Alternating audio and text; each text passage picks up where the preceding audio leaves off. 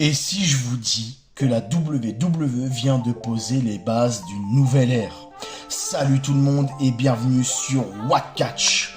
On aura eu une semaine avec 2 shows, un pay-per-view et on commence tout de suite avec le show rouge, Raw.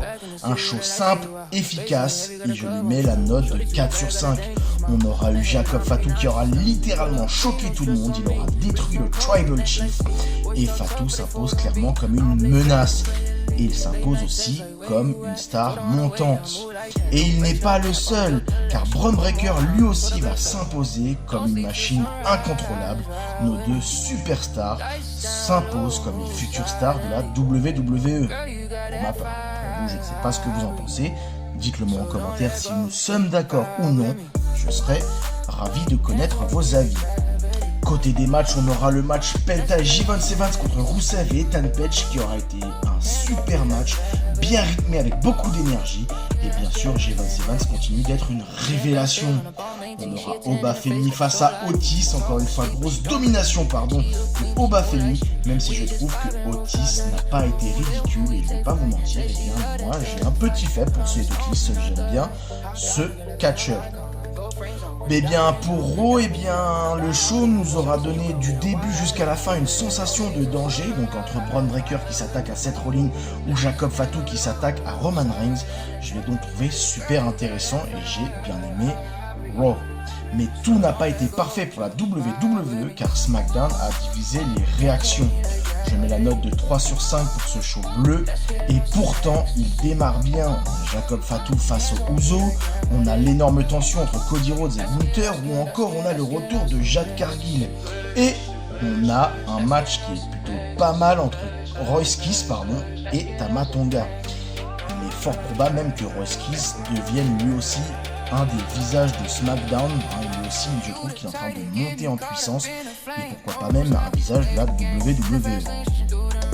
Mais c'est là que la WWE va pousser un petit peu trop le côté humoristique et c'est là où je trouve que ils vont tout gâcher, c'est avec les funérailles de Monsieur Pain d'Épices. Personnellement, qu'est-ce qu'on a à foutre des funérailles de Monsieur Pain d'Épices? Ok, la WWE a toujours eu ces petits moments d'humour. Là, je trouve que c'était ultra mal rythmé.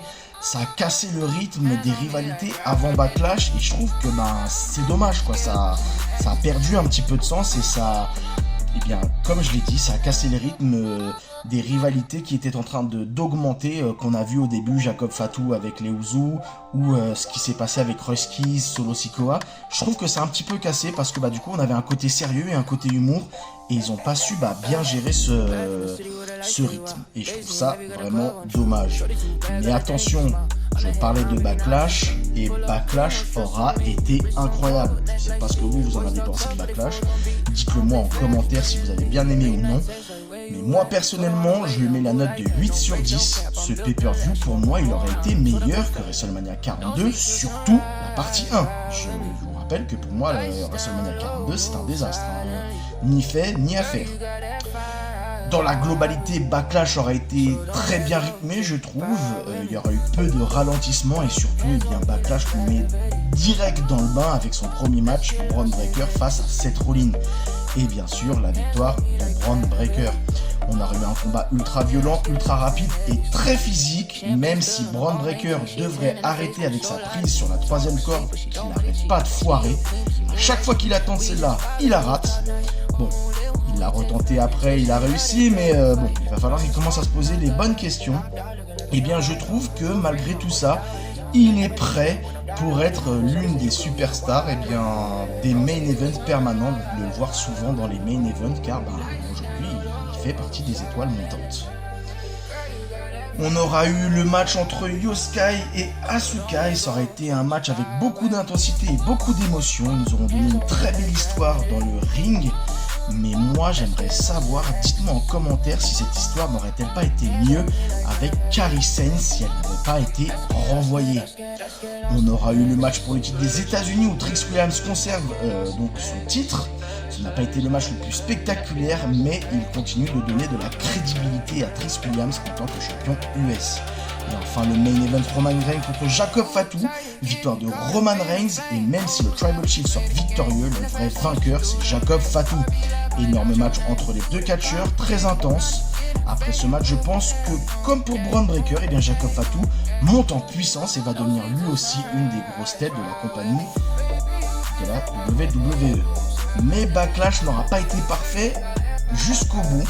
Je trouve que le match entre Danhausen avec Mini Danhausen face à The Miz et Kit Wilson, et ben même si c'était plutôt de la comédie comique, et bien je trouve que ça aura gâché un peu le pay-per-view, même si dans la globalité, et bien celui-ci sera resté solide.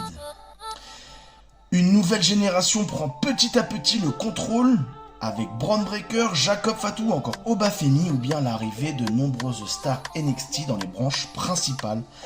La question est-ce que cette semaine aura marqué le début d'une nouvelle ère? Dites-moi en commentaire ce que vous en avez pensé, si vous êtes d'accord avec ça ou non. N'oubliez pas de liker, de vous abonner. Moi je vous dis à ciao ciao pour le prochain récap.